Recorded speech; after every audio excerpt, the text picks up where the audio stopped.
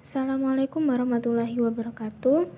Di sini saya Suci Kurnia, NIM 1910663 akan menjelaskan bagaimana kegiatan praktikum mengenai perubahan sifat fisika dan kimia serta suhu dan panas.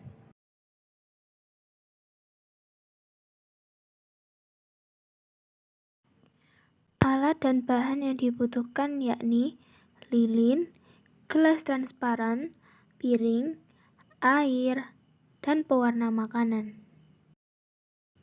Dan alat bantu lainnya yakni berupa sendok, cutter, dan korek. Langkah yang pertama yakni nyalakan lilin, kemudian letakkan di piring dengan tinggi kira-kira sepertiga dari tinggi gelas. Kemudian masukkan pewarna ke dalam gelas dan aduk. Langkah selanjutnya yakni tuangkan air ke dalam piring, kira-kira cukup untuk menutupi permukaan piring. Langkah yang terakhir yakni tutup lilin dengan gelas, kemudian diamati. Lilin akan pelan-pelan redup kemudian padam. Selanjutnya, air yang ada di luar gelas tersedot masuk ke dalam gelas dan permukaannya naik. Mengapa hal itu bisa terjadi? Hal ini disebabkan oleh adanya tekanan udara di dalam gelas menyusut, akibat adanya pembakaran atau nyala lilin yang mengakibatkan udara di dalam gelas kosong, sehingga air tersebut masuk ke dalam gelas.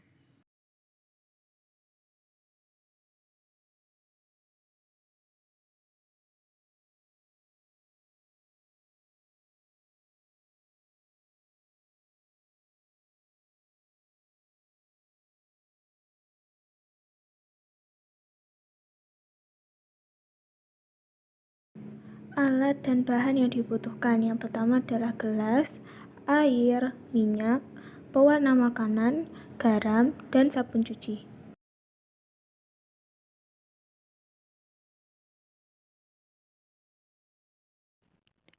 Langkah yang pertama yakni tuangkan air ke dalam masing-masing gelas.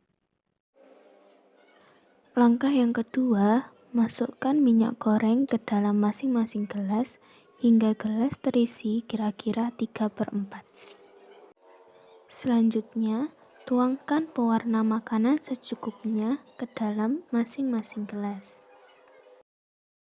Kemudian, tuangkan garam ke dalam gelas secara perlahan pada gelas pertama. Lalu, tuangkan sabun cuci ke gelas kedua.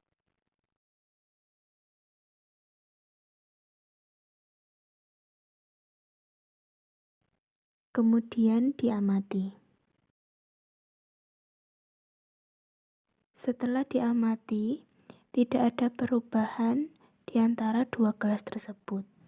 Akhirnya, saya membuat langkah selanjutnya, yakni dengan mengaduk dua gelas tersebut.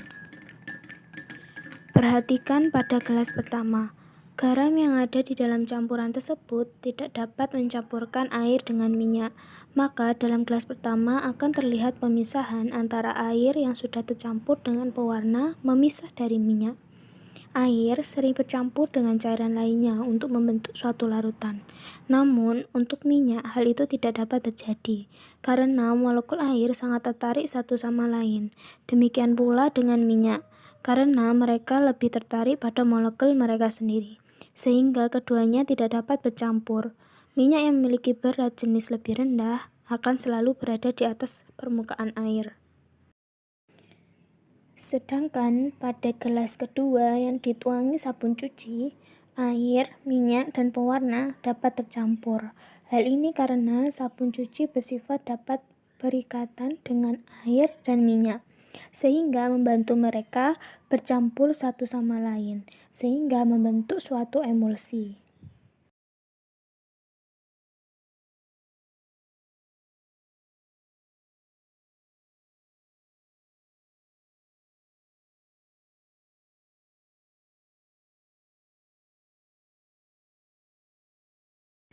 Alat dan bahan yang dibutuhkan yang pertama adalah piring, pewarna makanan, cotton bud, sabun cuci, dan susu cair.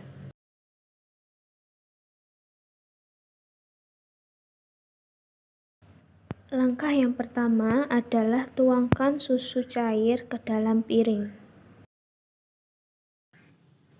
Langkah yang kedua, tuangkan pewarna makanan di tengah-tengah susu cair secara berurutan, yakni warna kuning, biru, dan merah.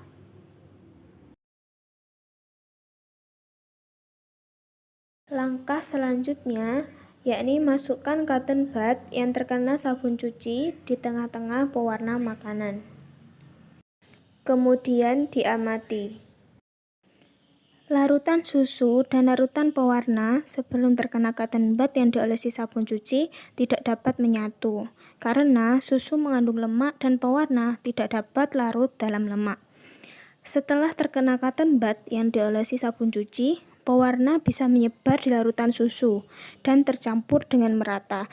Hal ini terjadi karena sabun cuci mengandung molekul yang akan larut baik di dalam air maupun lemak.